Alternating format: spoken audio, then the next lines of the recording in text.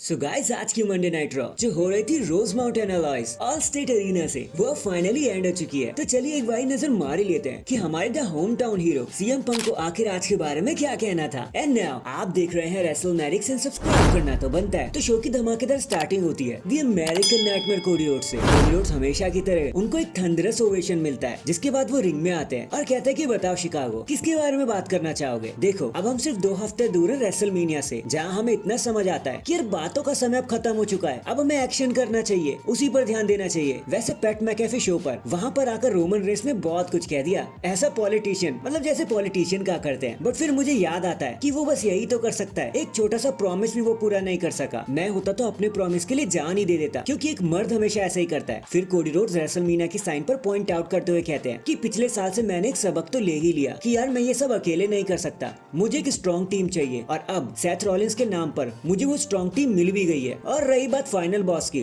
तो उसे भी हम रेसलमेनिया में देख ही लेंगे। लेकिन तभी सरप्राइजिंगली द रॉक वहाँ पर रिटर्न कर लेते हैं मंडे नाइट रॉ पर। उनका यहाँ आना तो शेड्यूल भी नहीं था। सारे लोग उन्हें देख के चिल्लाने लगते हैं और कंफ्यूज हो जाते हैं कि भाई ये यहाँ पर बिना शेड्यूल के कैसे आ गए। द रॉक आते हैं, हर जगह अपना पोस्ट करते रहते हैं, लेकिन कोडी रोड्स को कुछ कहते नहीं है, बस पता नहीं क्यों। फिर वो अचानक से कोडी रोड्स के पास आते हैं और बिना माइक की कुछ कहते हैं जो हम सभी को सुनाई नहीं देता, जिसके बाद वो वहाँ से चले जाते हैं और ये मूवमेंट यहीं पर खत्म हो जाता है। और हम सोच में पड़ जाते हैं कि आखिर द रॉकी ने ऐसा क्या कह दिया कोडी रोड्स को कि वो सोच में पड़ गए। डायनामाइट नाइट का फर्स्ट मैच देखने को मिलता है रिकोशे वर्सेस जेडी मैकडोना के बीच में। मैच काफी अच्छा था, फर्स्ट मैच के हिसाब से एकदम ओके। बताने के लिए ज्यादा कुछ था नहीं। डॉम ने पूरी कोशिश करी चीटिंग करने की, लेकिन जजमेंट डे का चाम आज चल नहीं पाया and Ricochet shooting star press लगाकर अपने मैच को बड़ी आसानी से जीत जाते हैं। इसके बाद फाइनली हमें सीएम पंक देखने को मिलते हैं, जो पहले तो गोरिल्ला पोजीशन पर इंतजार कर रहे होते हैं, अपनी ऑडियंस की आवाज सुन रहे होते हैं। फिर वो एकदम से उनका थीम सॉन्ग प्ले हो जाता है और ऑल स्टेट अरीना तो मानो पागल ही हो जाता है अपने हीरो को देखकर। सीएम पंक खुशी खुशी वहाँ पर आते हैं, पूरी जगह घूमने लगते हैं। फिर चाहे वो अनाउंस टेबल हो चाहे रिंग हो, मजे लेने लगते हैं और फिर पूरी ऑडियंस को भी मजा दिलाने लगते हैं। सीएम पंक कहते हैं देखो यार मुझे बहुत सारा बिजनेस करना है, बट यार घर आकर बहुत अच्छा लगा, बाकी बातें बाद में कर लेंगे। फिर वो कहते हैं कि बैक स्टेज में मुझे बहुत से लोगों ने पूछा कि क्या मैं रेसलमेनिया में आ रहा हूँ, कि मैं कुछ करने वाला हूँ। तो आंसर है हाँ, लेकिन क्या मेरी एल्बो पूरी तरीके से ठीक हो गई है? तो भाई नहीं, मैं मेडिकली तो अब भी क्लियर नहीं हूँ, लेकिन मेरे मुंह पर थोड़ी ना ताला लग रखा है। इस लास्ट वीक बहुत सारी चीजें हुई हैं। रोमन रेंस ने मेरा नाम लिया, सेथ रॉलिंस और द रॉक भी यहाँ पर थे, इवन वो अनोइंग ड्रू मैकिंटायर भी था। बस शिकागो हमारी ना एक प्रॉब्लम है, अगर हमें किसी से कोई इश्यू होता है तो हम फेस टू फेस हैंडल करते हैं, पीठ पीछे बात नहीं करते। फिर वहाँ पर अचानक से ड्रू मैकिंटायर आ जाते हैं। पंक उनका थीम सॉन्ग रुकते हुए कहते हैं कि प्रोडक्शन गाना बंद करो, भले ही मैं लड़ नहीं सकता, लेकिन अभी भी इसे मजा चखाने की ताकत तो पूरी रखता हूँ। मैकिंटायर कहते हैं कि लास्ट टाइम जब हम एक रिंग में थे तो मैंने तुम्हें इंजर्ड ही कर दिया था, रेसलमेनिया से बाहर भगा दिया था, तो मैं रिंग के बाहर ही ठीक हूँ। फिर वो पंक को अपनी एक न्यू टी शर्ट दिखाते हैं, जहाँ पे वो सीएम पंक को पोक कर रहे होते हैं और कहते हैं कि हाँ पंक, एक स्ट्रेट है जो तुम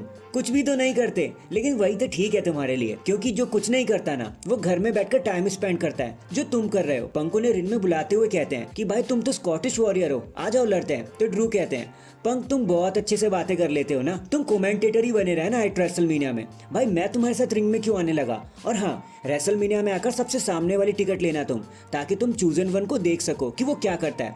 तो सीएम पंक विंस मैकमैन को ड्रैग करते हुए कहते हैं कि भाई तुम्हें किसने चूजन वन किया था, एक बार बताना तो। जिसके बाद ड्रू मैकिंटायर चुप हो जाते हैं और फिर हमें सेथ रॉलिंस वहां देखने को मिलते हैं। सेथ रॉलिंस मस्ती करते हुए रिंग में आते हैं, सब उनका गाना गा रहे होते हैं। फिर सीएम पंक और सेथ रॉलिंस के बीच में एक फेस ऑफ देखने को मिलता है। सेथ सीएम पंक का वेलकम करते हैं और कहते हैं कि welcome to Monday night Rollins, और कहते हैं कि पता है ये किसका शो है। तो सीएम पंक कहते हैं कि हाँ ये शायद तुम्हारा शो है, लेकिन ये मेरी कंट्री है, तो मुंह बंद रखो।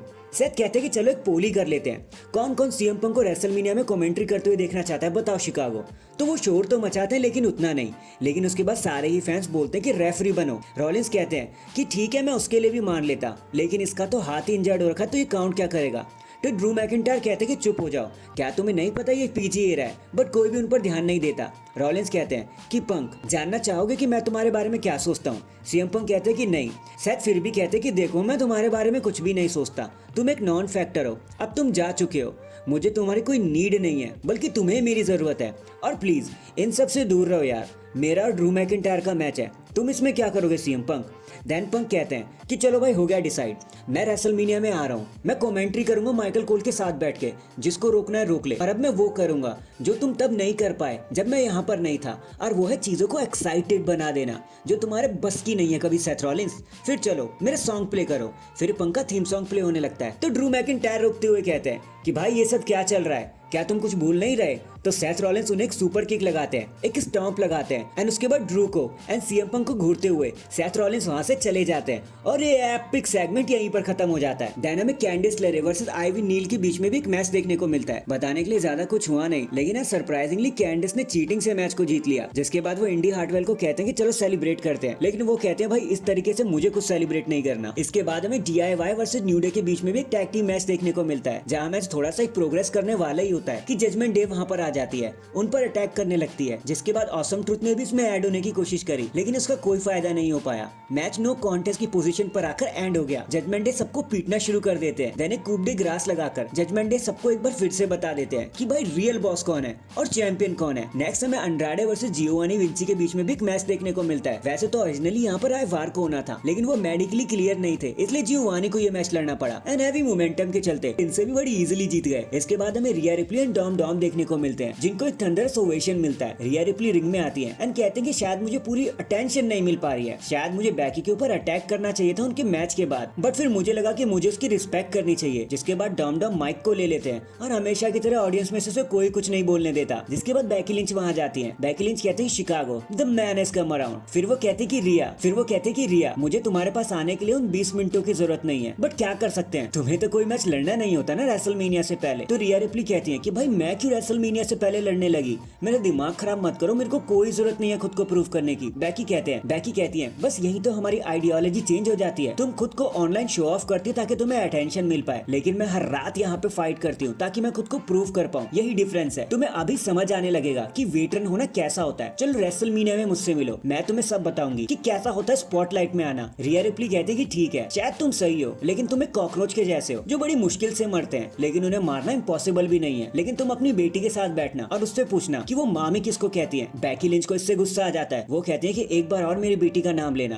तो मुझसे बुरा कोई नहीं होगा। रिया रिप्ली कहती है ओके फाइन, रेसलमेनिया में मिलेंगे, क्योंकि इसके बाद हम कभी सेम नहीं रहने वाले। जिसके बाद बैकी लिंच रिया रिप्ली के सामने फेस ऑफ करती है। डॉम डॉम बीच में आने की कोशिश करते हैं, लेकिन बैकी लिंच एक घूंसा लगा देती है डॉम डॉम को, और उसके बाद दोनों लेडीज के बीच में ब्रॉल होने लगती है। दोनों बस टूट पड़ते हैं एक दूसरे के ऊपर कि भाई कैसे भी करके एक से दूसरा बंदा इंजर्ड ही हो जाए, लेकिन फाइनली ऑफिशियल्स को ही बीच में आना पड़ता है लेडीज को शांत करने के लिए, क्योंकि ये मानने वाली थोड़ी ना होती है। नेक्स्ट हमें Sami Zayn versus Bronson Reed के बीच में एक सिंगल्स मैच दिखाया जाता है जो काफी अच्छा था, जहाँ गंथर भी सभी चीजों को अपनी आंखों के सामने मॉनिटर कर रहे होते हैं। बट जब सैमी ज़ेन को लगा कि वो मैच को जीत जाएंगे, ब्रॉन्सन रीड अपना फिनिश से सुनामी लगा देते हैं और आज सरप्राइजिंगली मैच को जीत जाते हैं गंथर की अपीयरेंस में, और गंथर वहाँ हंसते हुए निकल जाते हैं कि सैमी ज़ेन से तो ये मैच भी नहीं जीता गया। एंड फाइनली ये सारी चीजें लीड करती है हमें हमारे मेन इवेंट की तरफ, जहाँ जे उसो फेस कर रहे होते हैं शिनसुके नाकामुरा को। एक almost first time ever match की फील भी आ रही थी यहाँ पे। सब ठीक ही चल रहा होता है कि तभी वहाँ पर Solo Sikoa and Jimmy Uso आ जाते हैं इंटरफेरेंस करने, लेकिन जे उसो को बचाने के लिए भी Cody Rhodes and Seth Rollins आ जाते हैं, और काफी हद तक वो रेस को संभाल ही रहे होते हैं कि ड्रू मैकिंटायर पीछे से आ जाते हैं, सेथ पर अटैक करते हैं और उन्हें फ्यूचर शॉक TDT लगा देते हैं। लेकिन तभी रिंग में जे उसो फिर से चार्ज हो जाते हैं, एक सुपर किक लगाते हैं, एक स्पीयर लगाते हैं और शिनसुके नाकामुरा को हराने में कामयाब हो जाते हैं और मैच को जीत जाते हैं। लेकिन फिर हमें बैक स्टेज में ले जाया जाता है, जहाँ कोडी रोड्स एंड जिमी उसो अब भी एक दूसरे से लड़ रहे थे। फिर पता नहीं अचानक से द रॉक वहाँ पर कहाँ से आ जाते हैं, जो पीछे से कोडी पर अटैक करने लगते हैं, उनकी पूरी फैमिली को ट्रोल करने लगते हैं। द रॉक के हाथ में जो भी आया वही सब चमका दिया उन्होंने कोडी रोड्स के ऊपर। It was all out brawl, यहाँ तक कि द रॉक मारते मारते कोडी रोड्स को अरीना के बाहर ले जाते हैं, जहाँ बारिश चल रही होती है। कभी ट्रक पर मारते हैं तो कभी स्टील स्टेप्स पे मारते हैं, उनको छोड़ते ही नहीं है। कोडी खूना खून हो जाते हैं, उनके सर से ब्लड आने लगता है, पर रॉक रुकने वाले कहाँ थे, वो तो कोडी रोड्स को बस ठोकने में बिजी रहते हैं, उनको मारते रहते हैं। और एक और फाइनल ब्लो के साथ वो कहते हैं कि भाई अभी ये चीजें खत्म नहीं हुई, ये इस तरीके से नहीं होनी चाहिए थी, लेकिन इसके अलावा कोई ऑप्शन भी नहीं था। एंड डैंग, इसी के साथ हमारी आज की मंडे नाइट रॉ यहीं पर एंड हो जाती है। वैसे आपका आज के धमाकेदार मंडे नाइट रॉ के बारे में क्या कहना था, कमेंट करके जरूर बताना। एंड चैनल पर नया है तो चैनल को जल्दी से लाइक एंड सब्सक्राइब कर दो। बाकी मैं मिलता हूँ आपसे किसी और अपडेट के साथ, तब तक के लिए अपना ख्याल रखें और खुश रहें।